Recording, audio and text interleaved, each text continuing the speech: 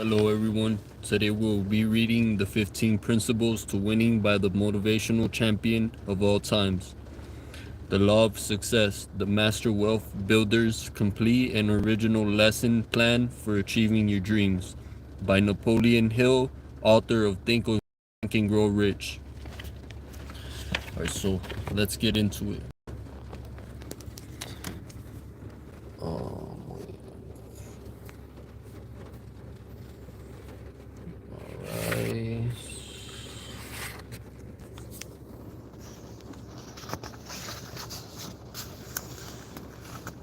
Alright. So we're gonna move on past that.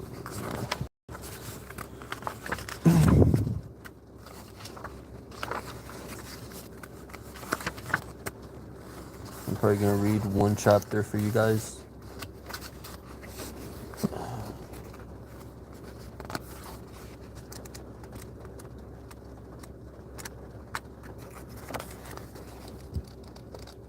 Oh, there we go.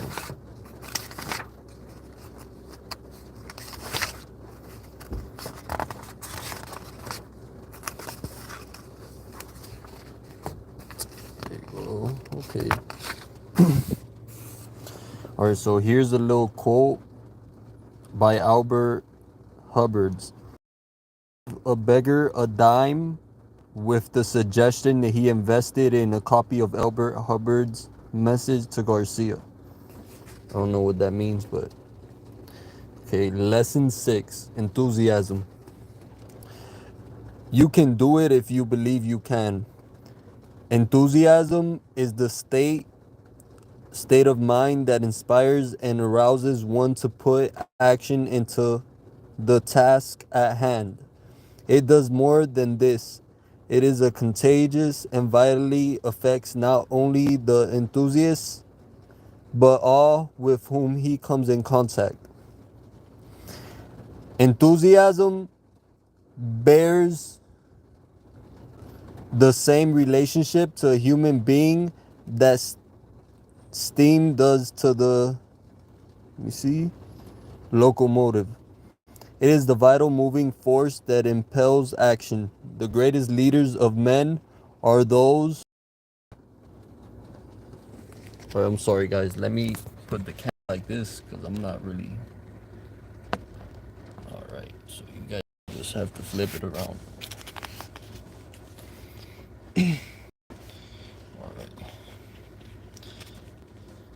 Who know how to inspire enthusiasm in their followers. Enthusiasm is the most important factor entering into salesmanship. It is by far the most vital factor that enters into public speaking. If you wish to understand the difference between a man who is enthusiastic and one who is not, compare Billy Sunday with the average man of his profession. The finest sermon ever delivered would fall upon deaf ears if it were not backed with enthusiasm by the speaker. How enthusiasm will affect you. Mix enthusiasm with your work and it will not seem hard or monotonous. Enthusiasm will so energize your entire body that you can get along with less than half the usual amount of sleep, and at the same time it will enable you to perform from 2 to 3 times as much work as you usually perform in a given period without fatigue. For many years I have done most of my writings at night. One night, while I was enthusiastically at work over my typewriter, I looked out of the window of my study. All right.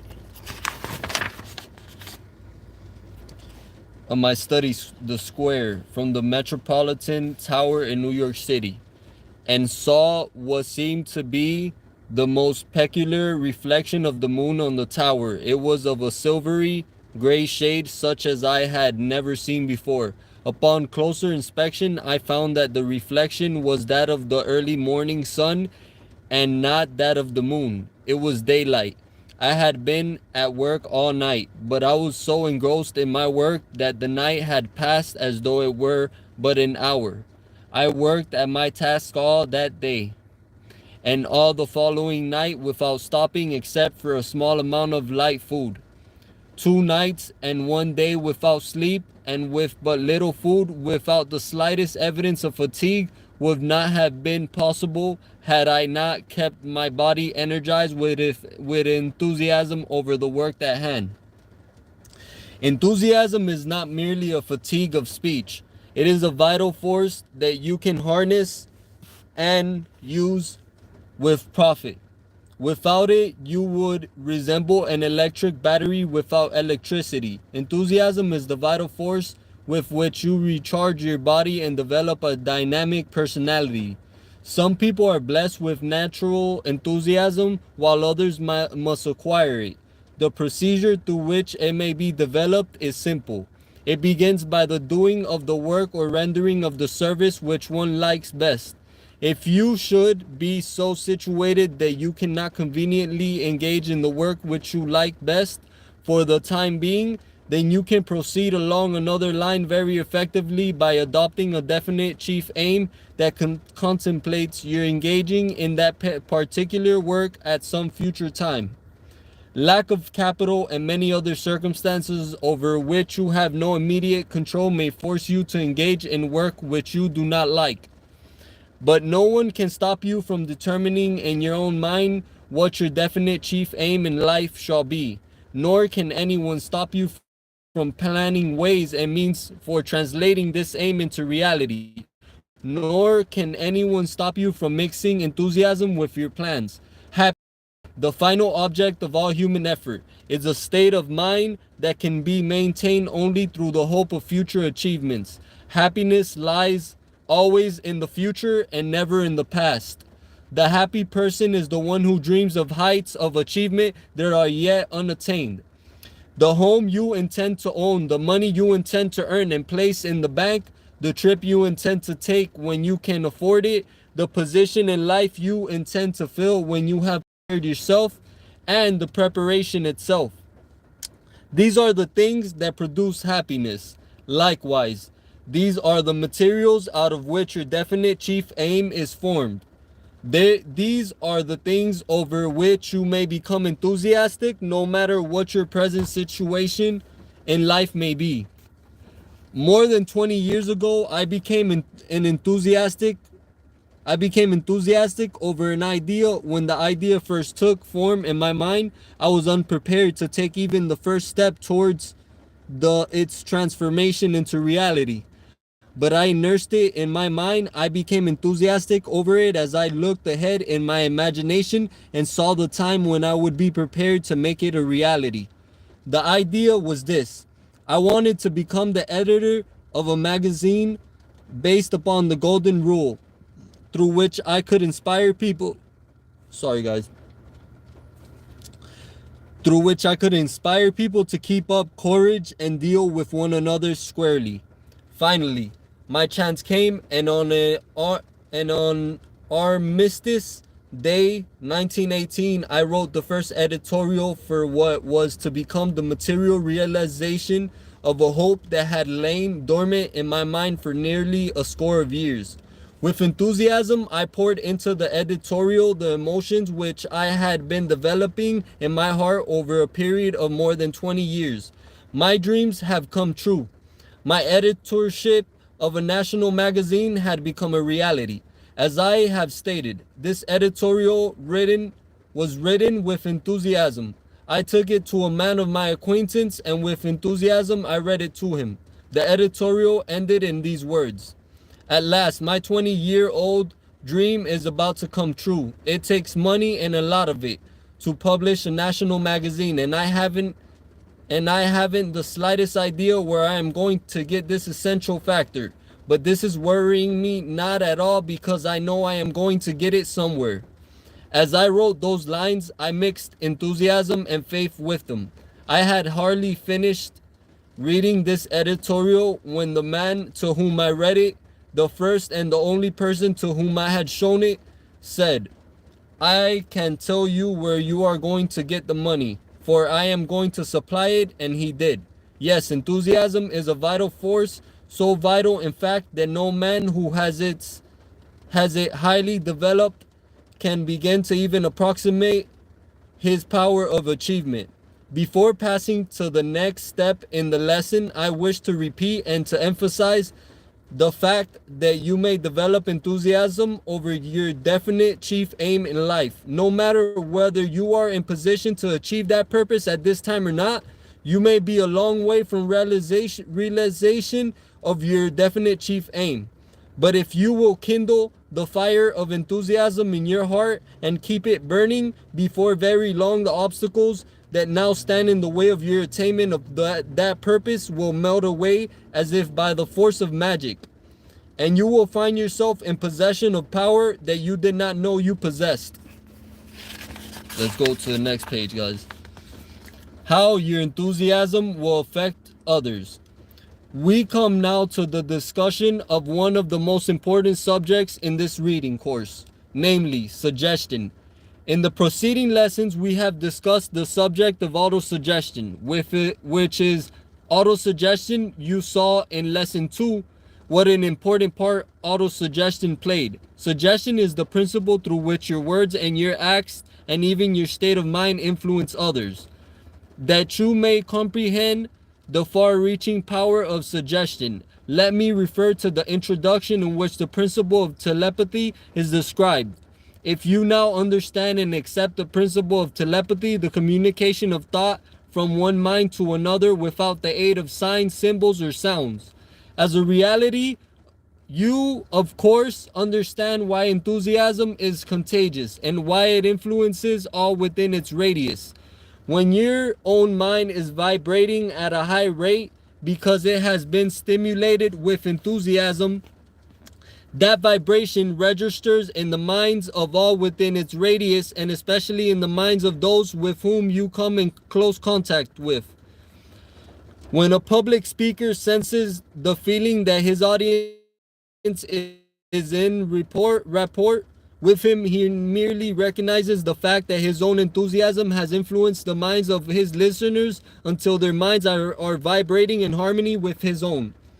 When the salesman senses the fact that the psychological moment for closing a sale has arrived, he merely feels the effect of his own enthusiasm as it influences the mind of his prospective buyer and places that mind and rapport in harmony with his own. The subject of suggestion constitutes so vitally an important part of this lesson and of this entire course, that I will now proceed to describe the three mediums through which it usually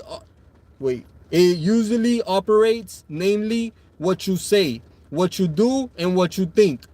When you are enthusiastic over the goods you are selling or the services you are offering or the speech you are delivering, your state of mind becomes obvious to all who hear you by the tone of your voice. Whether you have ever thought of it in this way or not, it is the tone in which you make a statement, more than it is the statement itself, that carries conviction or fails to convince. No mere combination of the words can ever take place of a deep belief in a statement that is expressed with burning enthusiasm. Words are but devitalized sounds with feeling that is born of enthusiasm. Here the printed words fails me, for I can never express with mere type and paper the difference between words that fall from unemotional lips without the fire of enthusiasm back of them, and those which seem to pour forth from a heart that is bursting with eagerness for expression. The difference is there, however. Thus, what you say and the way in which you say it conveys a meaning that you may just be the opposite. They may be just the opposite to what is intended. This accounts for many a failure by the salesman who presents his arguments in words which seem logical enough, but lack the coloring that can come only from enthusiasm that is born of sincerity and belief in the goods he is trying to sell. His words said one thing, but the tone of his voice suggested something entirely different. Therefore, no sale was made. That which you say is an important factor in the operation of the principle of suggestion. but not nearly so important as that which you do. Your acts will count for more than your words, and woe unto you if the two fail to harmonize. If a man preach the golden rule as a sound rule of conduct, his words will fall upon deaf ears if he does not practice that which he preaches. The most effective sermon that any man can preach on the soundness of the golden rule is that which he preaches by suggestion when he applies this rule in his relationships with his fellow men. If a salesman of Ford automobiles drives up to his prospective purchaser in a Buick or some other make of car, all the arguments can be present on behalf of the Ford will be without effect. Once I went into one of the offices of the dictaphone company to look at a dictaphone dictating machine. The salesman in charge presented a logical argument as to the machine's merits, while the stenographer at his side was transcribing letters from a shorthand notebook. His arguments in favor of a dictating machine as compared with the old method of dictating to a stenographer did not impress me, because his actions were not in harmony with his words. Your thoughts constitute the most important of the three ways in which you apply the principle of suggestion, for the reason that they control the tone of your words and, to some extent at least, your actions. If your thoughts and your actions and your words harmonize, you are bound to influence those with whom you come in contact, more or less towards your way of thinking. We will now proceed to analyze the subject of suggestion and to show you exactly how to apply the principle upon which it operates. As we have already seen, suggestion differs from autosuggestion only in one way. We use it consciously or unconsciously when we influence others, while we use autosuggestion as a means of influencing ourselves. Before you can influence another person through suggestion, that person's mind must be in a state of neutrality. That is, it must be open and receptive to your method of suggestion. Right here is where most salesmen fail. They try to make a sale before the mind of the prospective buyer has been rendered receptive or neutralized. This is such a vital point in this lesson, so that I feel impelled to dwell upon it until there can be no doubt that you understood the principle that I am describing. When I say that the salesman must neutralize the mind of his prospective purchaser before a sale can be made, I mean that the prospective purchaser's mind must be credulous. A state of confidence must have been established, and it is obvious that there can be no set rule for either establishing confidence or neutralizing the mind to a state of openness. Here, the ingenuity of the salesman must apply that which cannot be set down as a hard and fast rule. I know a life insurance salesman who sells nothing but large policies amounting to $100,000s and upward. Before this man even approaches the subject of insurance with a prospective client, he familiarizes himself with the prospective client's complete history, including his education, his financial status, his eccentricities, if he has any, his religious preference, and other data too numerous to be listed.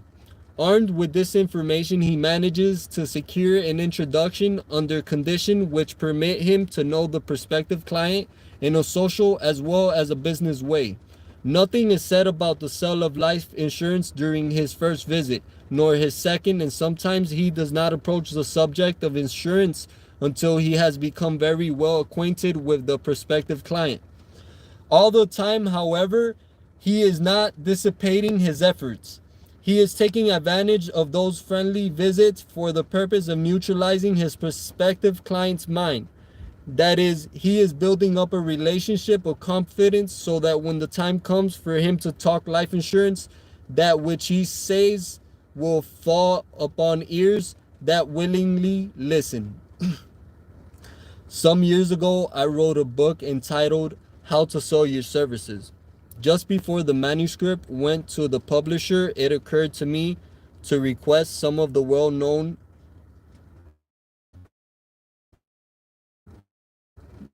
men of the United States to write letters of waiting for the manuscript before I wrote a letter to some of 8 or 10 men, in which I briefly outlined exactly what I wanted, but the letter brought back no replies. I had failed to observe 2 important prerequisites for success.